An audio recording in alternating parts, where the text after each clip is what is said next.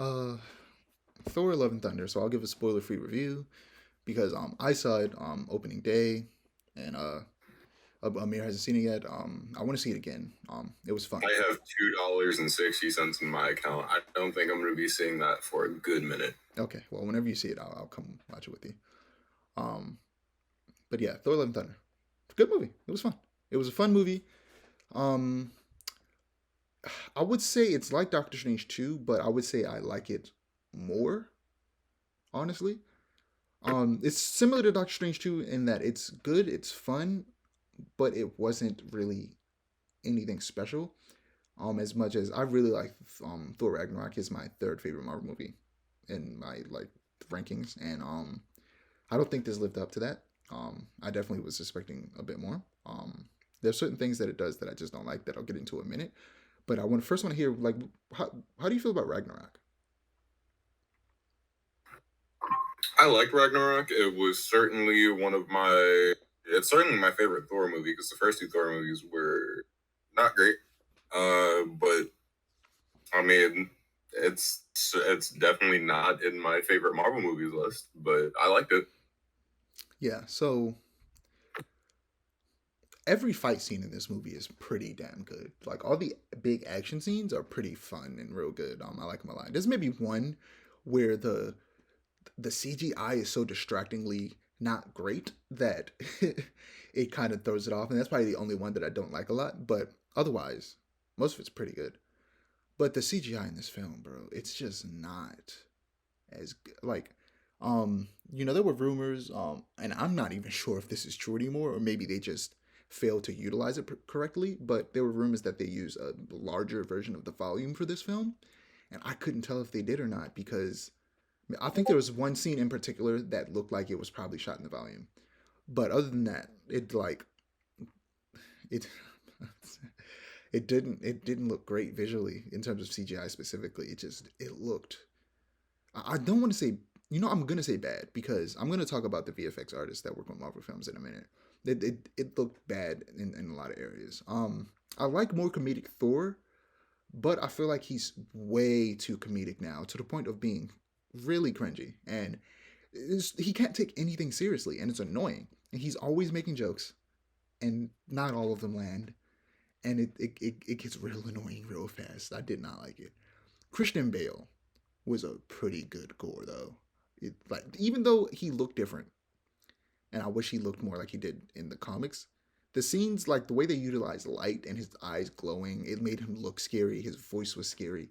He did some scary stuff. He was pretty scary, but he was barely in the movie. He was not in this movie enough. So the movie is the shortest MCU movie in a while. It's 2 hours long. It could have used another 30 minutes because it was very fast paced in the worst way possible.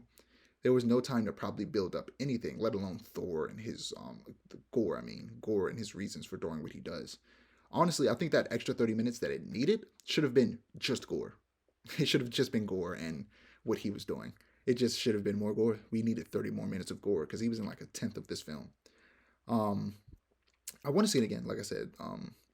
So I definitely want to, come see it with you if you don't mind, whenever you decide to go see it. But I'm beginning to be upset by the route that the MCU is taking because they're churning out so much stuff lately that it's affecting the quality of each project. A lot of people are saying that they hope it's a fact that they got backed up because of COVID, and they're kind of just throwing stuff out now to make sure that it gets out, and that maybe after they release all that stuff, it'll get better.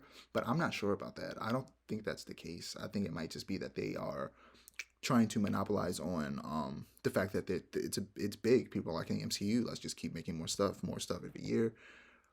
Let's just do it, and that is resulting in less quality per project.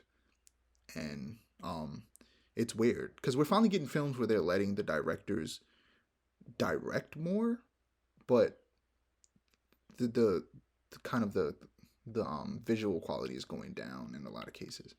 I feel like Eternals was one of my favorites because of how different it was, and I feel like it had much better CGI than a lot of the films we've had so far. It could be shaky in some areas, but most of the time it was visually beautiful. It was stunning. But lately, the other films have been not great. Shang Chi in moments in that final act, you could tell there was a green screen and it was weird. They need to slow down. take a step back. Release less projects per year, and continue to allow the creatives to just be creative. So there was something I saw on Twitter where it's like on Reddit, some VFX artists were coming out talking about how horrible Marvel treats them, and how they aren't paid very well across the board in the entire industry, but specifically on these Marvel films, and they are being forced to crunch. And like I said, Marvel just needs to give these movies and shows more time in the oven, and give the VFX artists enough time and money to just to do what they need to do. It's another good thing though. I'm gonna talk about some of the good stuff. Michael Giacchino's theme for Jane Foster is pretty good. He's been working on a lot of stuff lately, and he's fast becoming one of my favorite film composers. He did the Batman, and the Batman's score I think is amazing. Jane's theme is real good. I think they overuse it. Like usually in films when you get like a main theme, they like sprinkle bits and pieces of it, in different ways. They redo it and use it, gingerly throughout the film, and then use the actual version in big moments, or get an even bigger, grander version of it in certain moments, like Spider-Man's theme, which Giacchino made, and they used in the final act of two different versions that were really good and the best that theme has ever sounded in No Way Home. Yeah, that was the name of that film. I get confused sometimes. But yeah, and he's been doing a good job. I think that it wasn't utilized the best in the movie at some moments, but the song itself is great.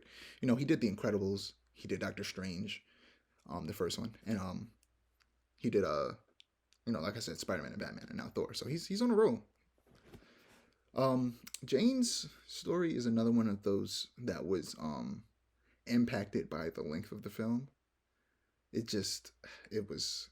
didn't feel like it went much of anywhere. There were some good moments, there were some emotional moments, but they didn't really hit me because I felt like they weren't really built up. Like I barely cared when they happened. I don't know. It was strange. I implore you to watch it for yourself and come with your own opinion. It's good enough that I want to see it again, but I don't know if I would want to see it a third time, or even if I would really want to watch it on Disney Plus for a while once it gets on there. So yeah, that's how I feel about Thor Love and Thunder.